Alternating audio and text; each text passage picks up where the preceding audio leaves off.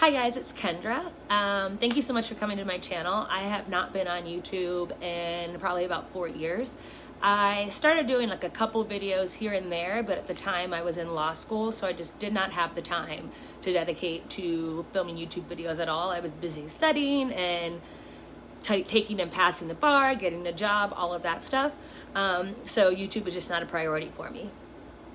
Now I've wanted to come to YouTube but in a different way. When I first started out, obviously I wanted to do the makeup and shop and hauls and all that kind of stuff, and I still totally love that, and I probably do some of that stuff for you guys. I love makeup, but I do think the community has changed quite a bit. When I started watching YouTube years and years ago, it was literally people sitting in front of their camera like this with some bootleg lights, not lights at all, just chatting about makeup, talking about their craft, wanting to actually teach as a form rather than show off in front of the camera for 30 minutes. So that's what I want my channel to be more about. I want it to be more conversational, having time to talk to one another and support one another and talk about really cool issues that are happening in the world, along with the fun stuff of makeup and beauty and all that kind of thing. So that's really what I want my channel to be like now. Today's video, I want to focus on mental health. It's something that I think is really, really important, especially as you get older. I'm in my 30s now, early 30s. I love turning 30. I think it is the most empowering experience that I've had thus far. I think when you're in your 20s, you think you have it made, you're 25, 26, you think, oh, I'm getting grown, I'm mature. I'm more mature than I was when I was 22, and you are. But when you turn 30, it really is true that there's something in your mind that switches and you really come into yourself as a woman. And I think this is a good time in my life to share what I know and then also get feedback from you guys and help me out with things. So today's video, I want to talk about mental health, not in a huge way, but like self-care, mental health, how to really take care of yourself in the world that we live in today with constant social media, constant communication, text messages, email, constantly being overloaded, how to really take care of yourself in that type of world. What I see right now on YouTube, and it's totally fair, is a lot of like self-care videos, but most of them focus on like baths and what scents you can use and what lotions you can use and watching Netflix, which are all fair and total self-care that you should take for yourself. What I want to focus on is more grounded steps that you can really take to make sure daily you are promoting and putting yourself into a mental space and surrounding yourself by things that maintain as positive as an attitude as you can, which is most important, positivity and gratefulness for maintaining your mental health. So I did write a couple things down, so let me pull them up. Okay, so the first one I talked about is deleting social media, or at least taking a huge break from social media. It's funny because I'm on YouTube. Social media, I mean Instagram, Snapchat, Twitter, all that kind of stuff. It definitely has the ability to be great, have a mode of communication that people before did not have. You get tons of ideas. It is completely a great thing. However, not all the time. You get overwhelmed, inundated with so much content all day long, positive content, negative content. Instagram in particular, this Instagram culture, I think is completely detrimental to women in general. Instagram is not reality. I think it gives women the wrong idea of what success is. Nobody's body is perfect. Being pretty is not an accomplishment. That kind of thing is promoted all over Instagram. So I think taking a break from Instagram, even if it's just a month, just delete it from your phone. I did this last July, and I literally have not put it back on my phone since, and it has been the best step I've taken towards clearing my mind, centering myself, and only focusing on myself and my friends and family that I care the most around me. It is amazing. I'm not saying you have to do it for a year at all. Do it for a month, do it for a week, and just see how it really, really affects you. Even on YouTube, I see a ton of videos that are, oh, watch my $25,000 haul on my Louis Vuitton. I love nice things. I think it's totally fair. I personally don't think that's super healthy to watch all the time. Look at my multi-million-dollar mansion. It can be inspiring and, want you to hustle, but money is not an indicator of success, or not the only indicator, nor do I personally think it's the best indicator of success. People these days get rich on things that actually aren't the most admirable of traits. So you should not measure yourself by how much money you make in your bank account at all. If you are, in your 20s and trying to figure it out, I promise you that is not the best indicator of success. Yes, money is cool. Yes, money can help you not be worried about paying the bills and things of that nature, but it's definitely not the only way to be successful. So definitely take a break from social media. Step 1. Step 2, watch shows that have a purpose, listen to podcasts that are positive. So right now there's a ton of reality shows. I am a reality show junkie, or I used to be. I used to watch it nonstop. Loved Real Housewives, all that, loving hip hop, all that kind of stuff.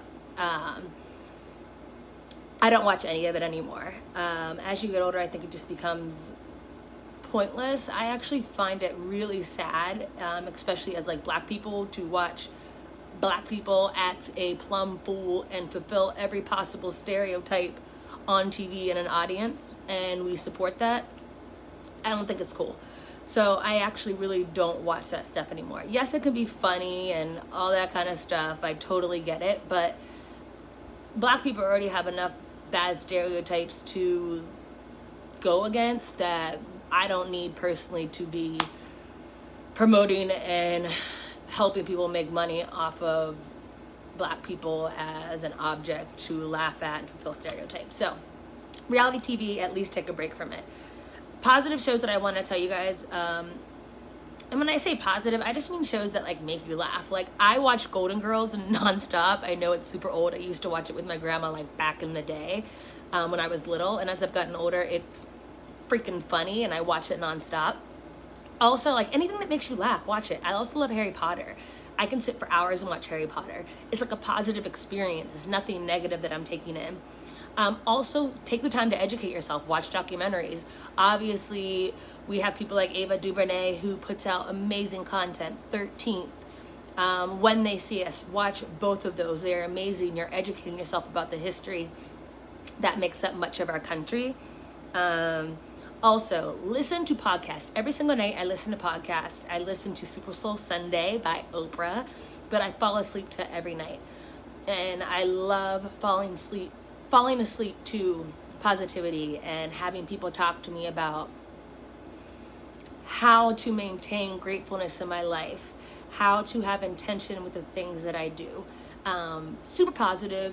I love music too, but start falling asleep to podcasts. Super Soul Sunday is really cool.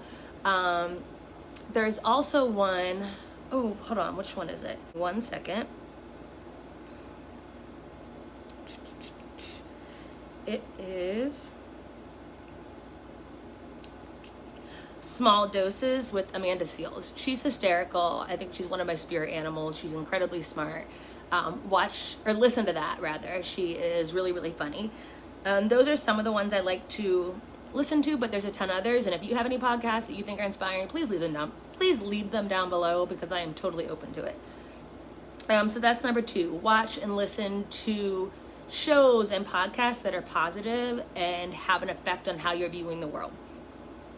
The next thing I have for you guys is spend time alone.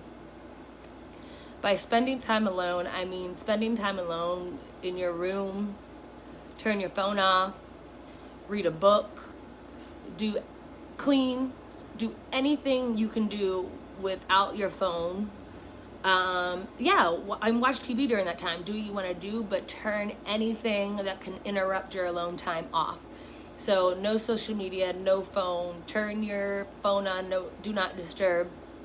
Sometimes I used to be super anxious, what if something happens if my phone's off and I miss a call and it's an emergency. So usually what I do is, if I have a house phone, I'll text the people that are important. So like my mom, my brother, significant other, all that kind of stuff. You want to text them and say, hey, I'm going to be offline for an hour. Don't worry. If you need something, call my house phone. If you don't have a house phone, have them call your friend who lives down the block and they can get a hold of you. An hour, I promise, you will not regret it, but it's really helpful if you want to meditate during that time, if it's exercise during that time, spend time alone. I recommend at least an hour a day. Everybody is so busy. I live in New York City, and I work a ton. So having just an hour a day, usually I have it at nighttime. So usually it's like 8 to 9, 9 to 10 o'clock at night, where I really take time to wind down. So I read, I listen to my podcast all the time, all kinds of stuff like that, but I don't answer text messages, emails, none of that stuff. Super positive. It allows me to recenter myself and let things go from the day that did not go so well, be grateful for the things that did go well, and then prepare myself for the next day. So number 3 is definitely spend time alone. The next one is narrowing your social circle. And this can sound good or bad, but as you get older, you really realize that you don't need that many people in your life to be happy. And quite honestly, I think it is literally impossible to build meaningful, powerful, positive relationships with 25 people. Maybe you can do it, but I can't do it. So I think you should really narrow down your circle. Have best friends that you can call on for anything, friends that you can call and cry to, friends that are there for anything and everything. And then also practice being that good friend in return. Narrow your social circle. I guarantee there is definitely mine, people that are just toxic, or people that don't really add anything. If you can't think of something that someone adds to your life that's really positive and that you couldn't live without, they're probably not too necessary to be in your circle. That doesn't mean you have to text them and be like, hey, I'm cutting you off.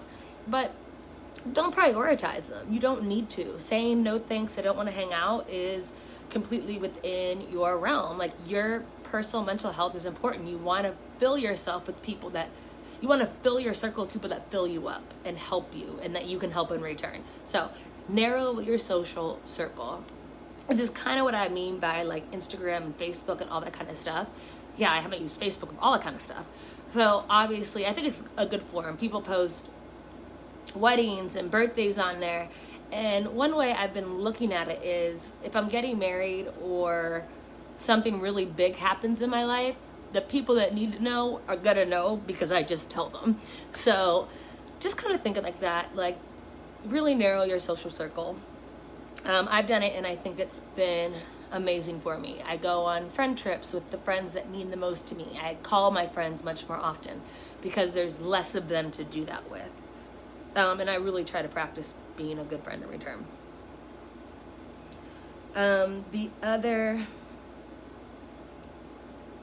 So number 4 is definitely narrow down your social circle. Number 5 is practice intention in your life. And this is something that I have listened to on podcasts a ton. Oprah talks about this a ton. There is a book that talks a lot about it. I can't remember the name right now, but I will definitely link it below.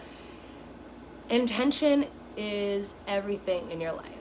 And what I mean by intention is anything that you do should have an intention behind it. Why are you doing it?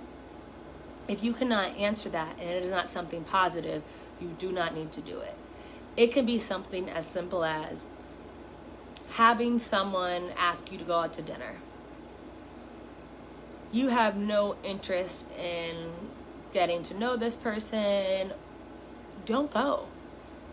You don't have any good intention for going. Don't go. If you don't have an intention for doing something great, like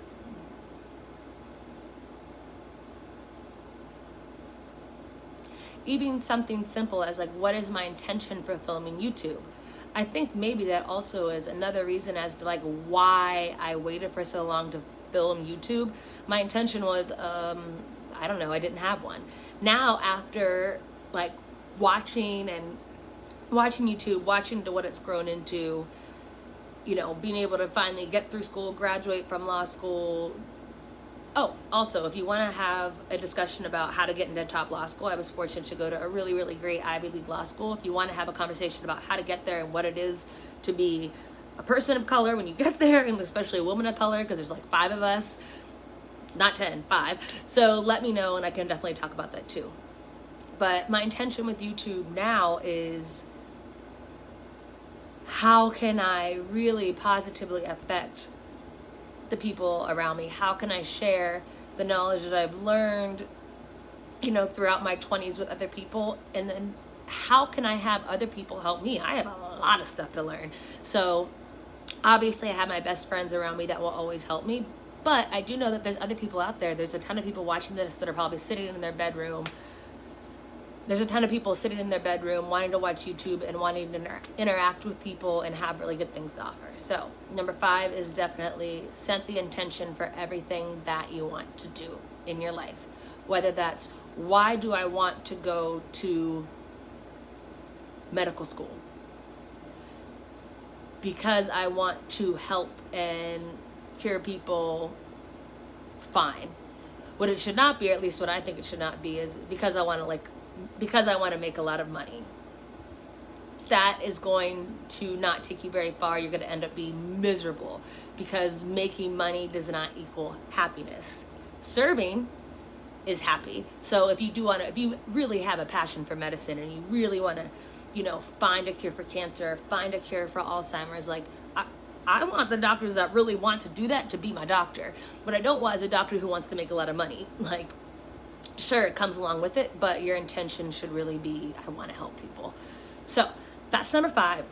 Live your life with intention.